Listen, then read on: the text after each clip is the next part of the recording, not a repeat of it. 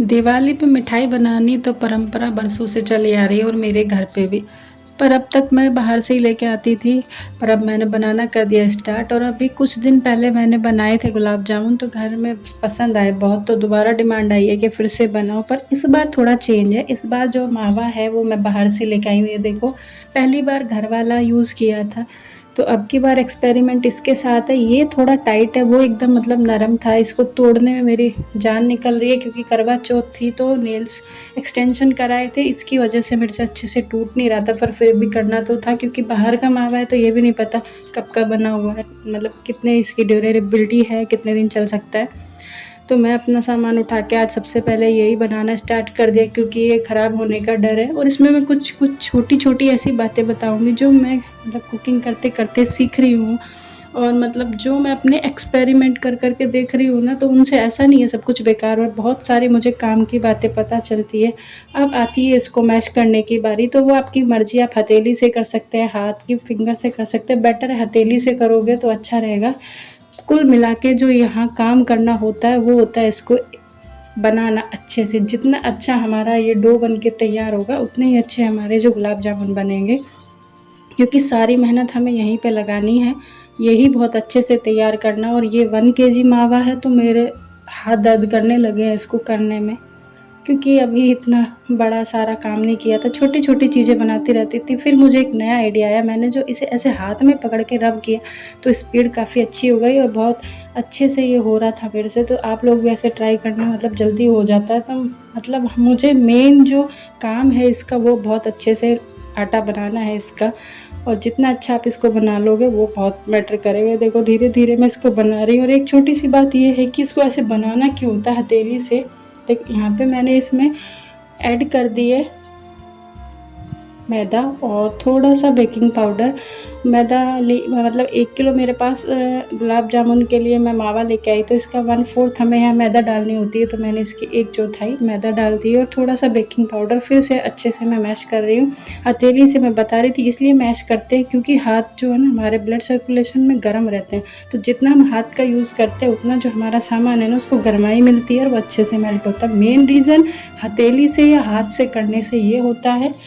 और मैंने फिर बाहर का मावा है तो इसमें 1 चम्मच जो है घी इस्तेमाल किया है, क्योंकि इसमें मुझे इतनी ख़ास कोई चिकनाई नहीं दिखाई दे रही थी। तो फिर जब नहीं होती है तो अभी ये बनाना भी है बाउल, वो बनाने में दिक्कत होगी, तो मैंने थोड़ा सा इसमें घी डाल लिया। आप लोगों को बाहर का मावा यूज़ कर रहे हो तो आप भी देखो, फिर भी इसमें अच्छा नहीं बन रहा है, बार बार क्रैक आ रहे हैं। और क्रैक आना मतलब ये फट जाएगा, अगर इसमें क्रैक आ रहे हैं ना, ये अच्छे से नहीं बनेगा तो फट रहा है। मैं खूब कोशिश कर रही हूँ कि ये अच्छे से बन जाए, पर नहीं बन पा रहा है। अभी और कुछ तिकड़म लगाना बाकी है। फिर माइंड आया कि इसमें क्या करना है, तो मैंने फिर यहाँ पे दोस्तों इसमें 2-3 चम्मच ना दूध डाल लिया। जो घर वाला दूध था मेरा बॉयल करके रखा हुआ था, मैंने वो उसमें 2-3 चम्मच डाल के फिर से अच्छे से डो बनाया। तो अब की बार रसगुल्ले बन गए बढ़िया वाले गुलाब जामुन। ये देखो 1-2 क्रैक हल्का सा है, क्योंकि बाहर का वो इतने अच्छे से नहीं होगा। यहाँ पे मैंने कर लिया अपना घी गर्म और उसमें डाल दिया पहला वाला गुलाब जामुन, लेके माता रानी का नाम। क्योंकि मैं नई नई कुकिंग में मतलब सीख रही हूँ और सिखा रही हूँ, तो मैं हर चीज़ मतलब इतना कॉन्फिडेंस से नहीं करती, थोड़ा सा रहता है कि कैसे होगा। पर ठीक है, 1-2 चीज़ बिगड़ती है पर अच्छी भी होगी, क्योंकि जब तक आप कोई काम करोगे नहीं ना, उसमें उल्टा सीधा होगा नहीं तो वो ठीक भी नहीं होता है।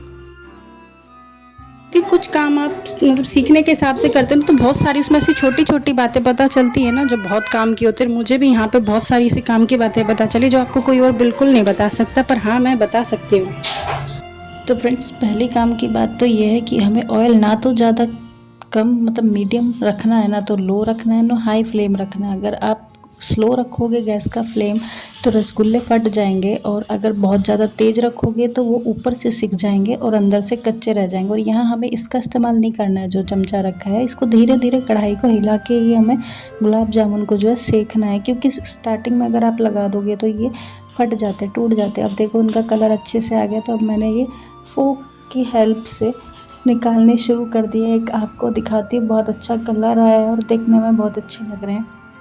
फर्स्ट टाइम से तो और भी अच्छे बन रहे हैं इस बार, क्योंकि बनाते बनाते आने लगती है ना चीज़ें, तो मुझे सेकंड टाइम बनाते और भी अच्छा लग रहा है, क्योंकि अब की बार कलर और टेक्सचर बहुत अच्छा है और सॉफ्ट भी।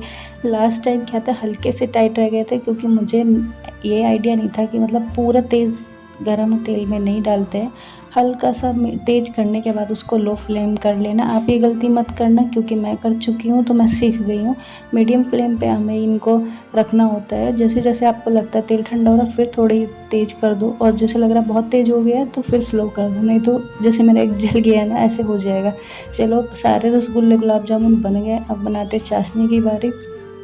कुछ चाशनी मेरी पहले भी बची हुई है, 2 दिन पहले बनाया था घर वाले से, तो अभी थोड़ी सी बनाऊंगी, क्योंकि पहले भी बाकी है। यहाँ पे मैंने ले लिया 3 कटोरी पानी, 3 कटोरी शुगर, और जितना मैंने शुगर लिया उतना ही मैं डाल देती हूँ इसमें पानी, और थोड़ी सी इलायची का पाउडर डाल लेना आप लोगों के पास हो। मेरे पास पाउडर बना हुआ नहीं है इस टाइम, तो मैंने इलायची तोड़ के डाल दी है, क्योंकि ज़रूरी नहीं है ना हर चीज़ हर टाइम पे अवेलेबल हो। अभी नहीं थी तो मैंने तोड़ के इसमें ऐसे डाल दिया। आप लोग डाल सकते हैं अगर पाउडर है, नहीं तो ऐसे भी चलेगा, क्योंकि उसका टेस्ट चाहिए वो ऐसे भी आ जाएगा। देखो, मैंने 3 कटोरी पानी डाल दिया, और इस चाशनी में हमें तार वार की कोई ज़रूरत नहीं है कि तार बनाना है।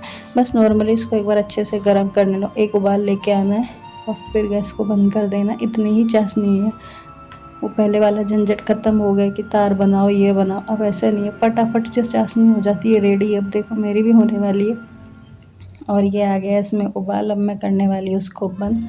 चाशनी बन के रेडी हो गई है। उधर गुलाब जामुन बना के मैंने पहले ही रखे हुए हैं, तो चलो देर किस बात की, डालते हैं फटाफट। अब नंबर आ गया। अब मैं एक और यहाँ पे आपको बात बताती हूँ कि दोनों चीज़ गर्म नहीं होनी चाहिए, दोनों में से एक ठंडी ज़रूर होनी चाहिए, नहीं तो यहाँ पे भी आपका बेकार हो जाता है। देखो, मेरे गुलाब जामुन ठंडे थे पर पानी गर्म है, पर देखो उसका टेक्स्चर अलग हो गया। मैं यही दिखाने के लिए आपको गर्म पानी में डाली थी चाशनी में।